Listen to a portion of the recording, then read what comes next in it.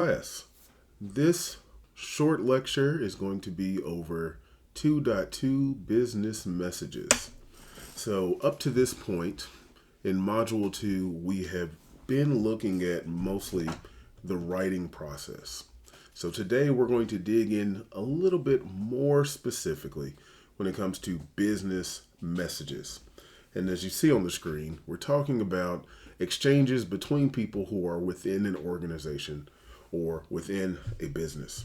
So we have three main goals when we are sending business messages. The first one is to convey information, of course, to exchange ideas, which is conveying information in one direction and then getting it back, and then, of course, to request actions. And so this isn't new. We've talked about how when we are doing business communication, we want things to happen as a result of that communication. And that's the feedback from that diagram. And the exchanging of ideas is why we spend so much time encoding and decoding the information. So when we're thinking about business messages, they're going to come to us in a couple different types. The first type is a routine message. This is something that just happens commonplace. We'll look at some examples of that. The next one are positive messages. These are the ones that are conveying good news or making something positive for one of the parties involved in the message. And then on the flip side of that, we have negative messages, we'll look at those two. And then finally, which I would argue to some extent, all of these are persuasive messages. They are to generate or influence some type of outcome that we want. And that goes back to that definition from Module 1, a well-structured communication designed to persuade, inform, or influence the receiver of the message. So let's dig into routine messages just for a second. And I'm going to move myself over to here for now. Okay.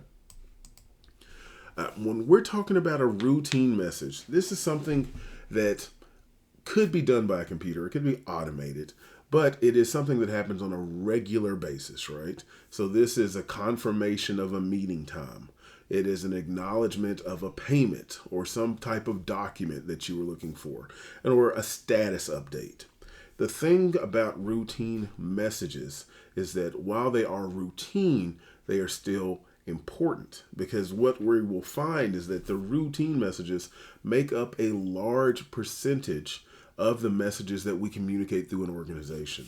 Scheduling meetings, that small interaction back and forth will happen quite a bit in your professional life. Or acknowledging the receipt of a document or payment is in many ways one of the few times that you actually have written communication when it comes to a customer or a vendor or a partner. And so that written communication speaks a lot for your organization, since that is, in many times, the only written communication they're getting from you, potentially outside of marketing messages or coordination on a project. And then the other one are status updates on a project, like we talked about. So when you are working with someone and there are these scheduled times where you are going back and forth providing some communication, that's going to be in that routine category, right? So those are pretty straightforward. But if we look a little forward, we have an opportunity for good news messages or positive messages. These are the ones that are fun to write. These are when you get to communicate an affirmation or a job well done, announcing a promotion or an award, or thanking a customer for their business, right? So this type of communication, when we're thinking about a business message, everyone likes to do these. These aren't filled with angst, they're low stress, and they're high reward type of communications. On the opposite end, however, we have negative messages, which are things that will induce a little angst when it comes to sending them, and do create a lot of opportunity for misunderstanding. So when we think about a positive message, I can tell you you're doing a good job, and it's difficult for me to mess that message up. It's difficult for me to give you a congratulatory note in a way that could cause harm for my organization is if I just use a little bit of carefulness and I do that planning right process we talked before. However, when it comes to a negative message, these things can have real ramifications if done improperly. When rejecting a job application, you may have to make sure you do that in a way that does not make a judgment or violate communicating with some type of protected class. When thinking of a customer recall, you have to do that in a way that still communicates that people should be confident in your company, even though you are telling them that there's an issue with a product your company has made. And then when it comes to providing feedback on performance, this is one of those things where, again, if done improperly, you can create an opportunity for unintentional negative consequences. A performance appraisal that is done in an insensitive manner can set up fears or concerns or complaints or even allegations of improper behavior. And so when you're delivering negative messages, you have to be very careful that you do it in a way that does not create more negativity. And then finally, persuasive messages.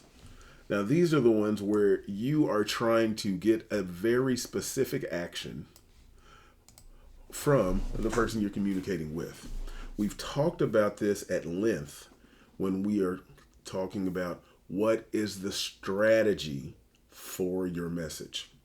So in this case, we're going to look at some examples, but these examples are talking about, what the strategy is. Convincing investors to fund a new project, encouraging customers to try a new product, convincing employees to adopt a new procedure. We're talking about buy-in. We're talking about getting behaviors from a group based on a written communication, and the strategy that we want them to, the action we want them to take is based on how we strategically put that communication together. And so we have those four categories of messages. Let's look at a couple of approaches to those categories of messages. And as you can see, this is 2.3 out of our text, right? So this is what strategies can we take, what approaches can we take to those categories of messages. So let's talk about the first one, which would be the direct approach. And this one feels pretty straightforward and accessible, right? We're going to just directly say what we want to say. So we're going to present the main idea at the top. It's not going to be wrapped up in any form of nicety necessarily. It's just going to be saying what you want to say, giving the facts to support exactly what you want to say.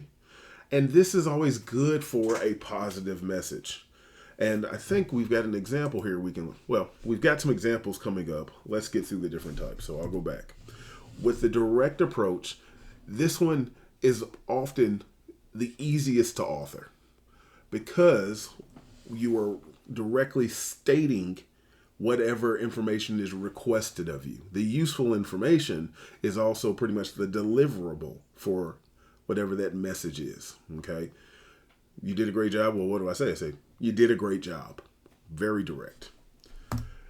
Indirect, however, is where we want to provide more context to justify the message we're going to send. We can call it a buffer, right?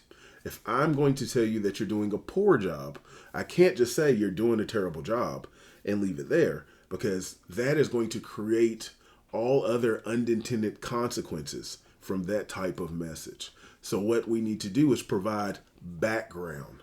That background provides a buffer. That way, the main portion of the message allows us to reduce the sting or reduce the negative consequence of that message. A good example is if you've got a bad performance appraisal, at first I'm going to tell you the concerns we've had and how that led to this. And we'll see some examples of this, okay? And then when do we use one versus the other? Direct approach is definitely for good news. Definitely for making a simple request. We'd like for you to participate in this. Confirming information. Want to make sure we're still on today at 1 p.m. And providing feedback.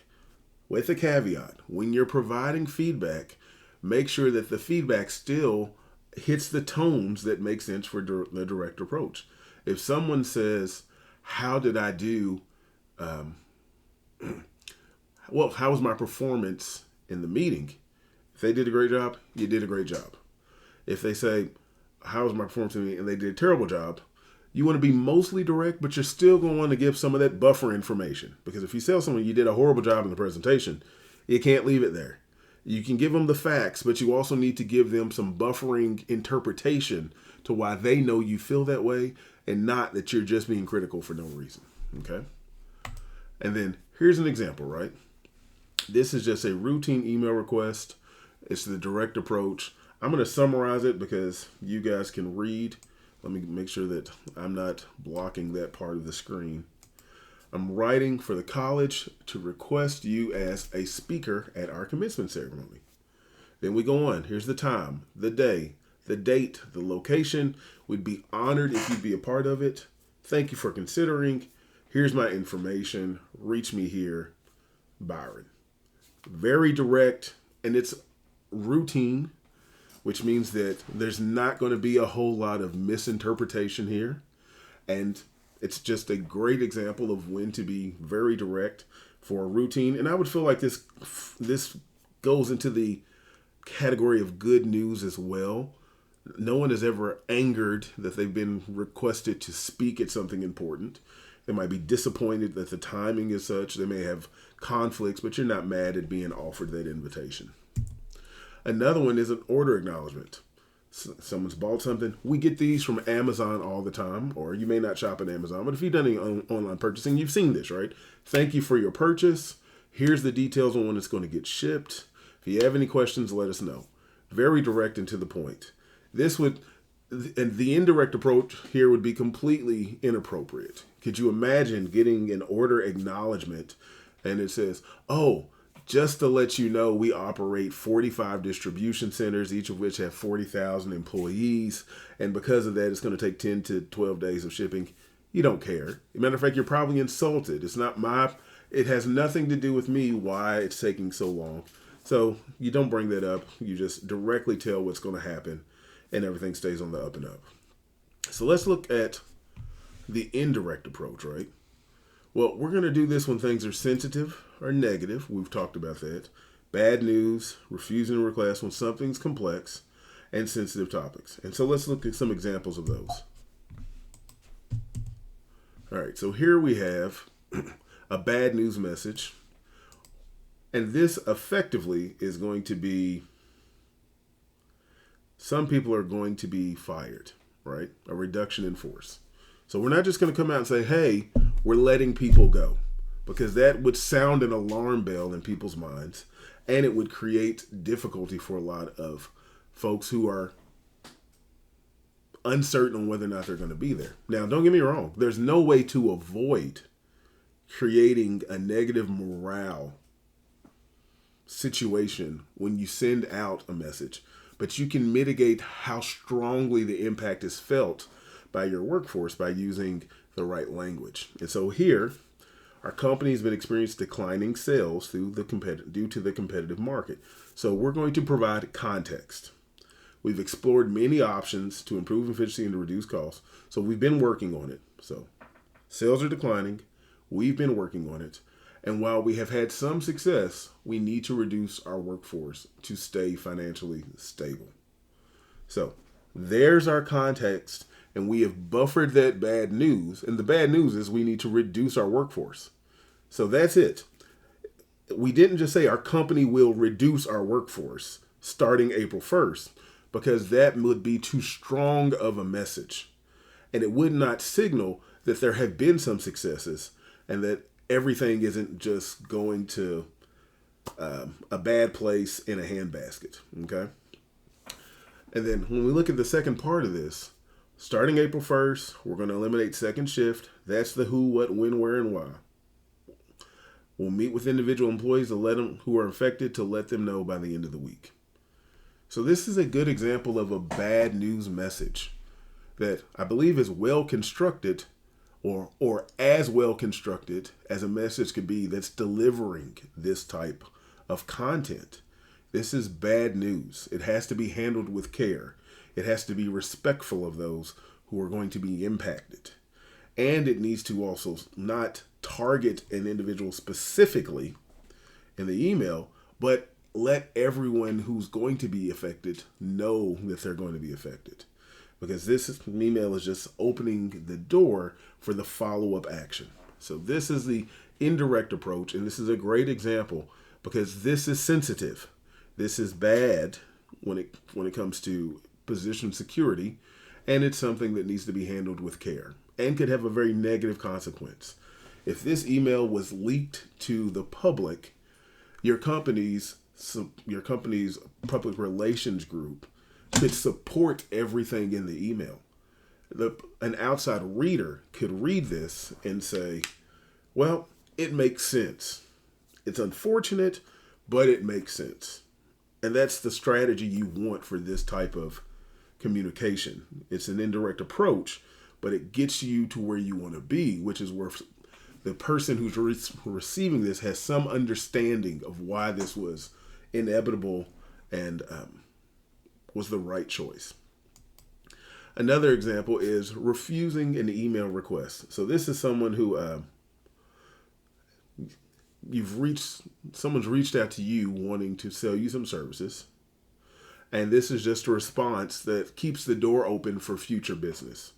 So I get these a lot with my small business and and with the organization I was with before, where people reach out every day with a request to sell me something. And there's a lot of options you can do. One thing you can do is you can ghost people. Second thing you can say is, no, I'm not interested. Don't call me again. Please take me off of that email list. And that's going to just ruin any opportunity to work with that group again. That's just how it's going to go.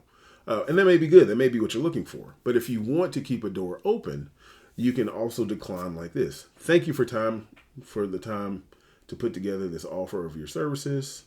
Your rates are very competitive. However, we're happy with the contract with our current vendor. And if this changes, we'll consider contacting you to meet our future needs. So that's a great way to deliver bad news, because it is bad news, in a way that leaves the door open for a unknown future partnership or a potential future partnership. So we've looked at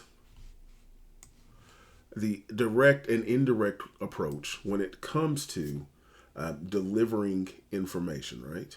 However, this approach is not universal. And we've talked about this. We looked at this in Module 1. Cultural competency, implicit bias. These things are not to be last second considerations. They have to be woven throughout the entire process. And so when we're thinking about specifically what is the best way to deliver this message in North America and in Europe and the Western cultures, we want to be very direct. That's what we value. That's what the Western cultures are looking for in a message. When they see that that's not there, they feel like it's disingenuous. So they want a more direct approach. Now, sometimes indirect is still the way to go, but you will still be more direct in your indirect message for these parts of the world, this culture, versus in other cultures where they prefer subtle and nuanced communication.